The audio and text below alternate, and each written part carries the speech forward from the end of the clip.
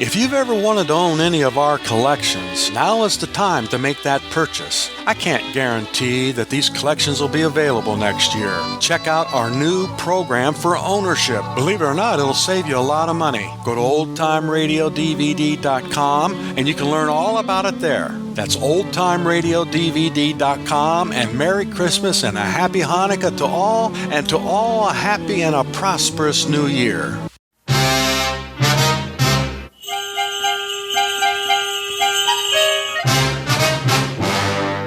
This is the season. My name is Wednesday. My partner is Frank Jones. The chief is Captain Kellogg. December the 24th, Christmas Eve. They brought in a guy named Grudge. When I heard what they booked him on, my blood ran cold. It was a 409-6325-096704. Not believing in Santa Claus.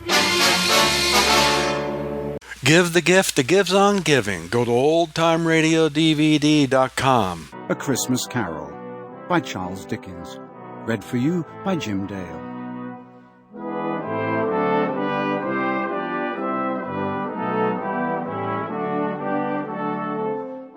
Preface.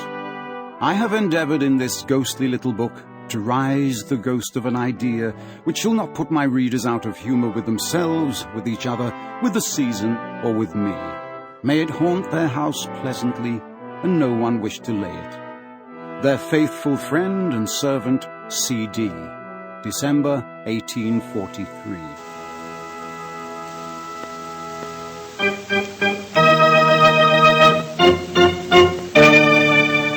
The Victory Front, presented by the United States government, brings you Second Husband.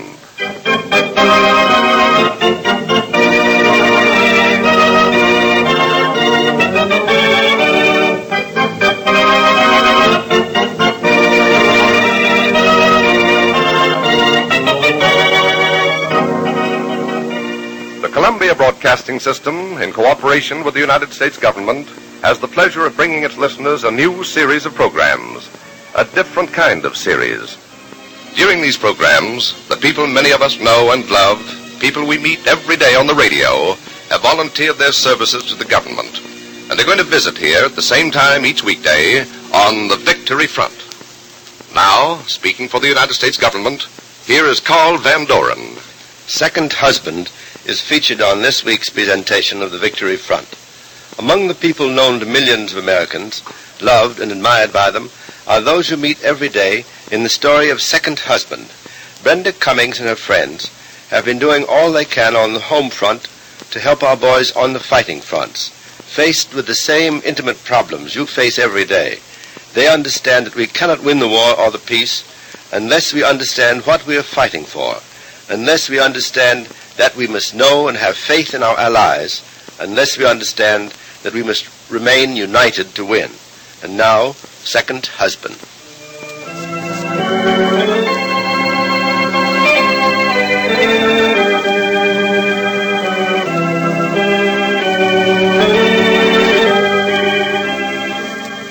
Second Husband.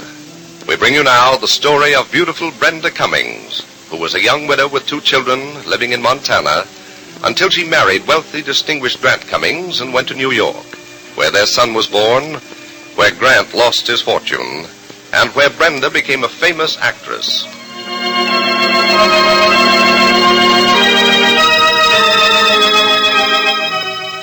But now, Brenda's life and Grant's are profoundly changed by the war. On dimly lit Broadway, Brenda is starring in a successful New York play, and Grant is now Lieutenant Commander Cummings aboard a submarine somewhere in the dark waters of the Atlantic. As millions of others, these two who love each other are separated. Tonight, Brenda is in her theater dressing room, and with her is her loved old guardian, Ben Porter. It's Christmas Eve.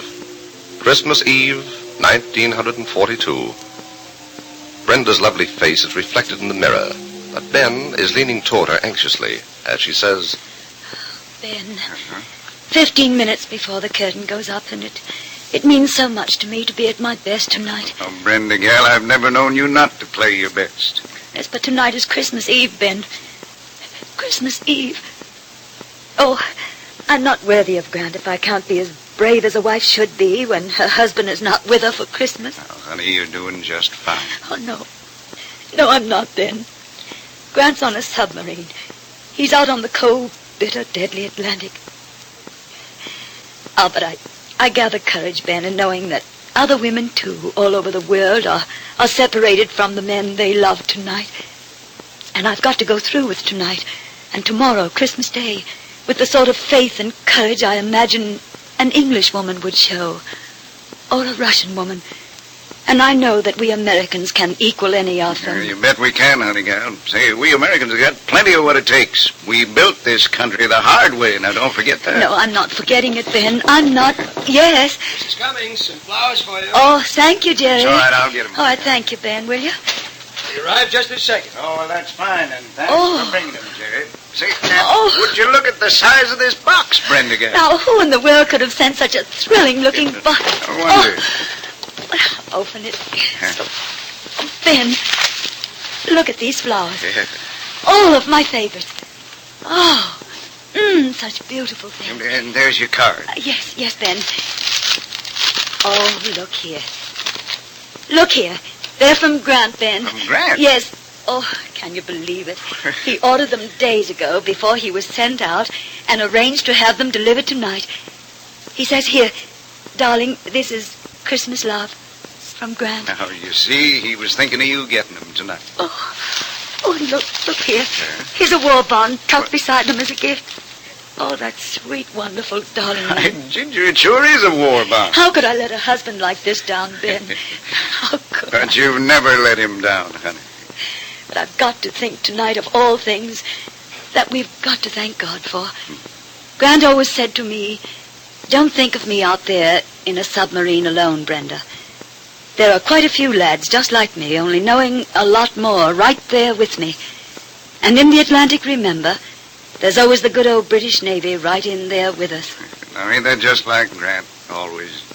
Of course, honey, one of the finest things in this war now seems to me is having the British as our allies. Fighting side by side with us. Why, Ben, You know? you're saying Honey, that... I'll be honest. Now, I never understood them British because I didn't know much about them until the war started.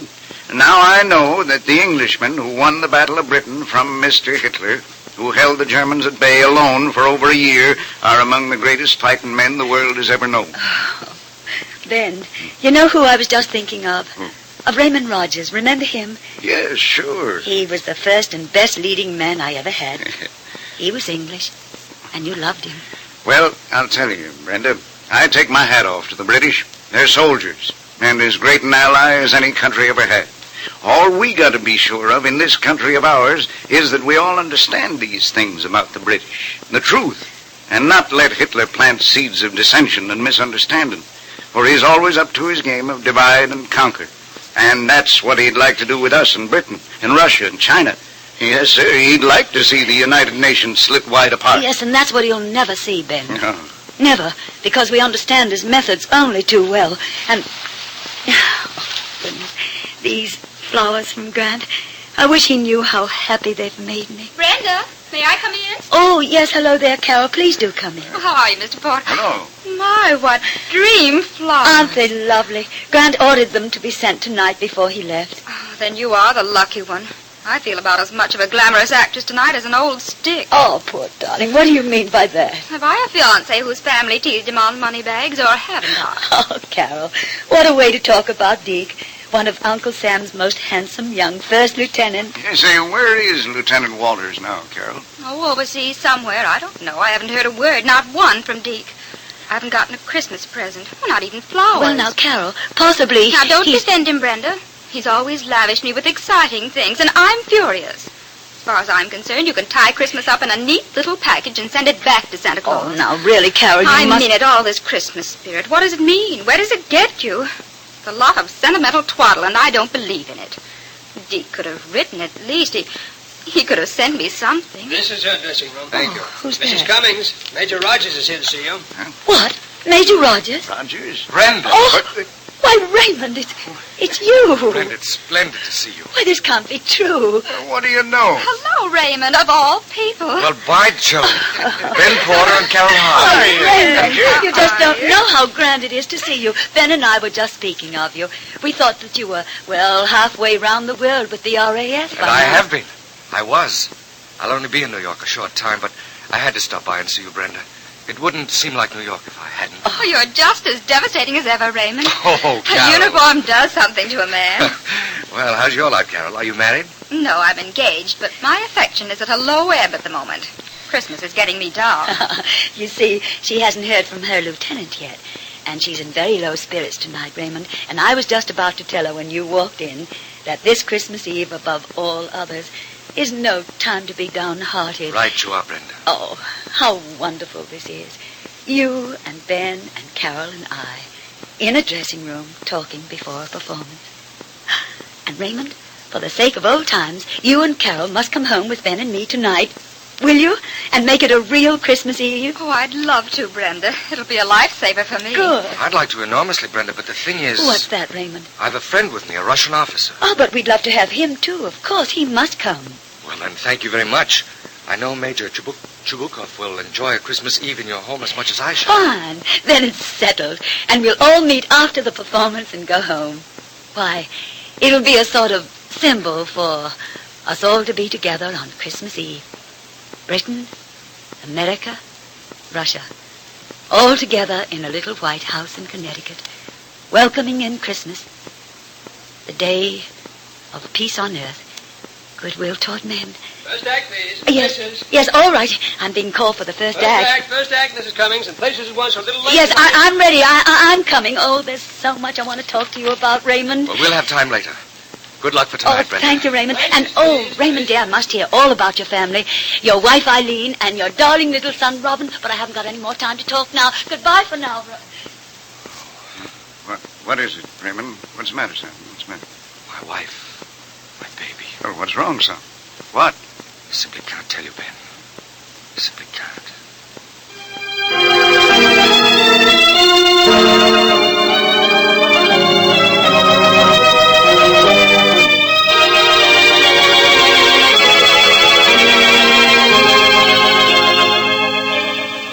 A silence in the room. A silence heavy with unspoken words. Ben has turned away from the dark pain in Raymond's eyes. But Ben feels that somehow his question has been answered. Listen tomorrow. You won't want to miss the emotional scene in the little white house in Connecticut in the next chapter of Second Husband.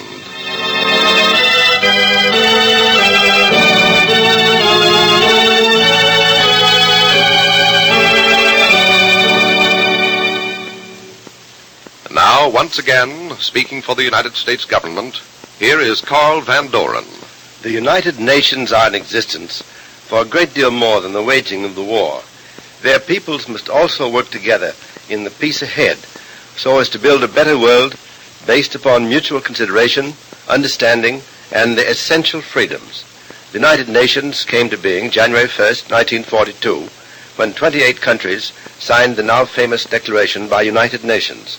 In that declaration, the United Nations subscribed to the common program of purposes and principles embodied in the Atlantic Charter.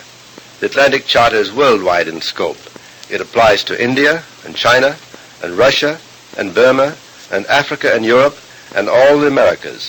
The free world the United Nations are fighting for includes the 4 freedoms for everyone, regardless of race, color, or creed. The war has taught us that an attack on liberty anywhere in the world is an attack on liberty everywhere in the world. The war has taught us that what happens to a people anywhere in the world affects people everywhere in the world. That's why we must remain united. We must be united to win both the war and our peace. We must be united to build the new free world of the 4 freedoms, where there can be freedom from want and fear, freedom of religion and speech for everyone, everywhere. Alone, no nation can guarantee the benefits of the principles outlined in the Atlantic Charter. Together, the United Nations can guarantee the fruits of victory to all countries and to all peoples.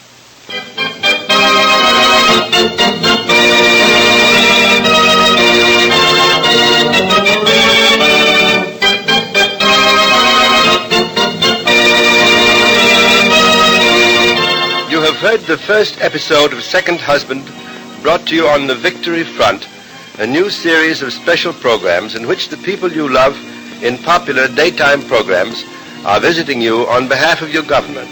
The United States government wishes to thank all who are donating their talents to score one more blow for victory, including members of the American Federation of Radio Artists. Listen tomorrow at this time for episode number 2 of Second Husband in this story about the United Nations on the Victory Front.